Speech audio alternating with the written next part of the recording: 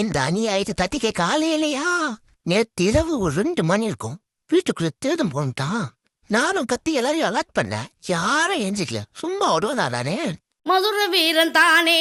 நான் ரைட்ல போனா துபாயிலாம், லெஃப்ட்ல போனா எஸ் ஆகலாம். அப்படியே ஒரு யூட்டனை போட்டா உன்னை பிடிச்சே மட்ட பண்ணிட்டேன். அவனை உசுப்பி விட்ட வீணே. ஐத்தங்கார இருக்கிற வீட்டுல நீ வந்து ஐத்தலுக்கு டான்ஸ் ஆடலாமா? இனி விசிலு பறக்கும் தானே. மத்த பண்ண மகிழ்ச்சியோடு வழங்கிட்டேன். என் பேராண்டி மதுரை வீரன் தானே. காலையில அவ சொன்ன கால்பனி நைட்டெல்லாம் நான் கத்தினே இருந்தேன்னு வீட்டை காலி பண்ண சொல்லிட்டான். நேற்று நடந்ததை சொல்லி எங்க அப்பாக்கு நான் எவ்வளவோ புரிய வைக்க பார்த்தேன் கைஸ். ஆனா ஜான்சி நான் மாதிரி சும்மா ஸ்மாக்க போட்டு கும்மி கும்மி கும்மி கும்மி ஏத்துட்டார். மதுரை வீரன் மறுக்கையா ஆயிட்டான்.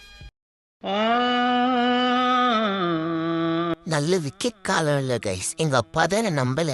நீங்களாச்சும் என்ன நம்புவீங்கன்னு திருதனை கையங்காலமா பிடிச்சி வச்சிருக்கேன். என்ன அடிச்ச எங்க அப்பாவை தட்டி கேட்க போராட்டம் பண்ணணும் கைஸ். அதுக்கு உங்களோட ஆதரவை கமெண்ட்ஸ்ல தெரிவிங்க. மீண்டும் சந்திப்போம். அன்பு ஜெயிக்கும். போல வந்தவனே யார் அடிச்சாரோ